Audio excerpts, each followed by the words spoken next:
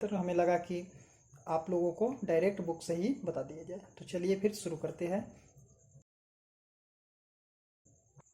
देखिए, सबसे पहला जो लेसन है, पहला लेसन तो ऐसे इलेक्ट्रोस्टैटिक्स है, लेकिन हम लोग क्या करेंगे यहाँ पे प्रकाशिकी से शुरू करेंगे, क्योंकि प्रकाशिकी जो है वो आसान चैप्टर भी है और आसान होने के साथ साथ एग्जाम में बहुत सारे क्वेश्चन यहाँ से देखे जाते हैं।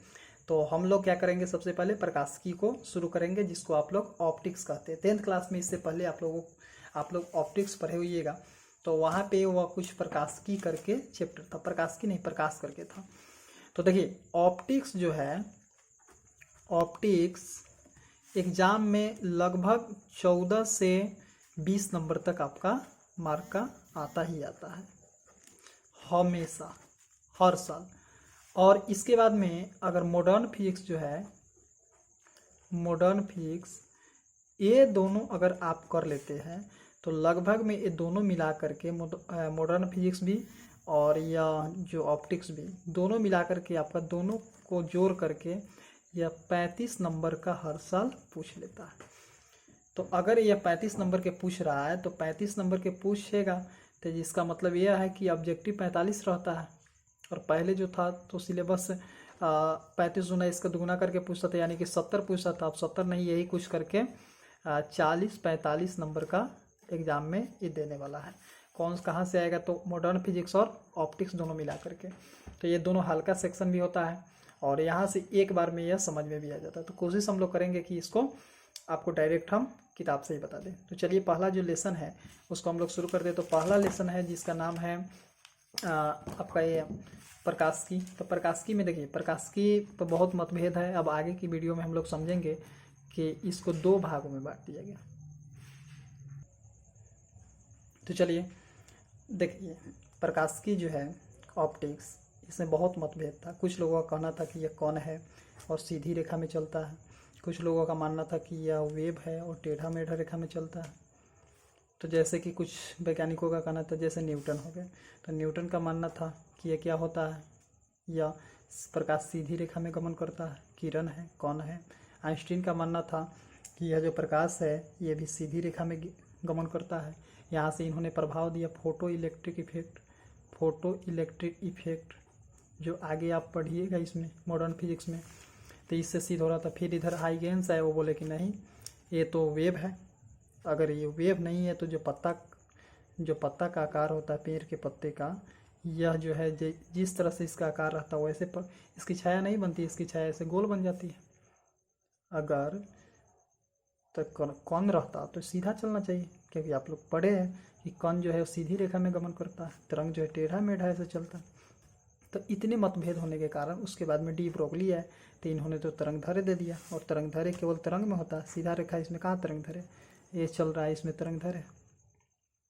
तो इस प्रकार से इसमें बहुत मतभेद होने के कारण इसको प्रकाश को डुअल नेचर कहा गया, यानी कि इसमें दोनों गुण हैं। प्रकाश में दोनों गुण माना गया कि इसमें तरंग भी है और कण भी है। तो कण से जो सिद्धांत हम लोग पढ़ेंगे उसको कणिका सिद्धांत कहा जाता है, और तरंग से जो पढ़ा जाता है उसको तरंग सिद्धांत कहा जाता है।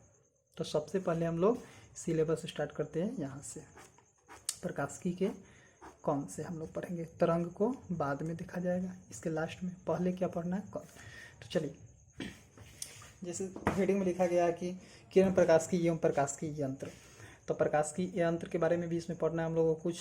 तो सबसे पहले किरण प्रकाशिकी में एक चीज़ पढ़ने से, ये चैप्टर स्टार्ट करने से पहले एक चीज़ आप लोग याद कर लीजिए, क्योंकि ये बार बार आएगा। और जो है प्रकाश की चाल, तो C बराबर 3 × 10⁸ मीटर पर सेकेंड, इसको याद रखिएगा। ये सही में प्रकाश की चाल है। प्रकाश की चाल ही नहीं बल्कि यह टोटल जितने भी प्रकार के विद्युत चुंबकीय तरंग है, इलेक्ट्रोमैग्नेटिक वेव है, इस सब की चाल इतना ही होता है। जितना भी विद्युत चुंबकीय तरंग होते हैं उन सब के चाल इतना ही होता है, 3 × 10⁸ मीटर सेकेंड। इसका माध्यम पर निर्भर नहीं करता है कि अगर सघन माध्यम से विरल माध्यम में जाएगा तो चाल बदल जाएगा, घट जाएगा, ऐसी कोई बात नहीं। ठीक है, तो यहाँ पे किताब में दिया गया है जैसे कि C बराबर प्रकाश की चाल कितना होता है, इतना होता है मीटर सेकेंड होता है। और सबसे पहले हम लोगों को इसमें पढ़ना है कि प्रकाश भी एक प्रकार की क्या है, विद्युत चुंबकीय तरंग है। देखिए जो विद्युत चुंबकीय तरंग होता है उसको चलने के लिए, गमन करने के लिए माध्यम की आवश्यकता नहीं होता है। और इसका जो तरंग दैर्ध्य है, तरंग दैर्ध्य का मतलब जो इसमें तरंग दैर्ध्य होता है, जैसे कि टेढ़ा मेढ़ा लाइन जो ऐसे तरंग की तरह चल रहा है, इसमें तरंग, तो तरंग दैर्ध्य इसका कितना होता है, तो प्रकाश का होता है लगभग आपका 4000 एंगस्ट्रम से 7500 एंगस्ट्रम 7500 एंगस्ट्रम तक इसमें तरंग दैर्ध्य होता है। इसका तरंग दैर्ध्य, ये दो बात आप लोग याद रखें कि प्रकाश है क्या, इसका तरंग दैर्ध्य कितना होता है और चाल कितना होता है। चलिए तो अब हम लोग थोड़ा सा ये भी जान लिया जाए। मैं डिटेल में नहीं जाऊंगा क्योंकि ये डिटेल में तो चैप्टर में पढ़ना ही है। तो प्रकाश, लाइट, प्रकाश यानी कि लाइट होता क्या है। तो सबसे पहले आप ये सोचिए कि आपको दिखाई कैसे देता है, आप आँख से देखते हैं या प्रकाश से देखते हैं। वीडियो को रोक करके इसका जवाब जरूर दें। तो देखिए अगर आप आँख बंद कर लीजिएगा तभी भी दिखाई नहीं देगा, और आँख खोल दीजिए, लाइट बंद कर दीजिए तभी भी दिखाई नहीं देगा। तो इसका कारण क्या है, किसकी उपस्थिति के कारण दिखाई देता है, तो हमें प्रकाश की उपस्थिति में आँखों से दिखाई देता है। ठीक है, तो हमें प्रकाश की उपस्थिति में आँखों से दिखाई देता है। तो प्रकाश क्या है, तो प्रकाश के बारे में दो तीन चीज़।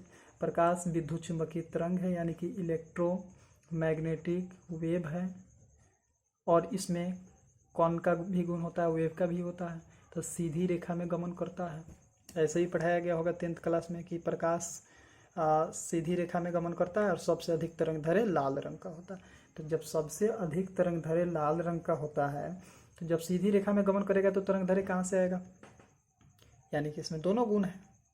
कौन चीज़ का गुण है, तो तरंग का भी और कण का भी। तो चलिए अब आगे इसको जानते हैं हम लोग कि वास्तव में आगे। तो प्रकाश का डिफिनेशन याद रखिएगा कि प्रकाश क्या है। तो प्रकाश एक ऐसा भौतिक कारक है जिसकी उपस्थिति में हम अपनी आँखों से देख पाते हैं, और प्रकाश नहीं रहेगा तो दिखाई नहीं देगा। प्रकाश का कितना होता है, चाल कितना होता है, तो चाल होता है आपका 3 × 10⁸ मीटर पर सेकेंड। और इसका तरंग दैर्ध्य कितना होता है, तो तरंग दैर्ध्य होता है 4000 एंगस्ट्रम से कितना 7500 एंगस्ट्रम तक।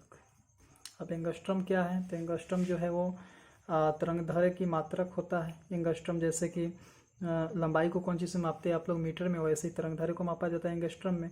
जिसको आप अगर मीटर में ले आना चाहेंगे तो 4000 × 10⁻10 से आपको गुना करना पड़ेगा, -10 से गुना करना पड़ेगा।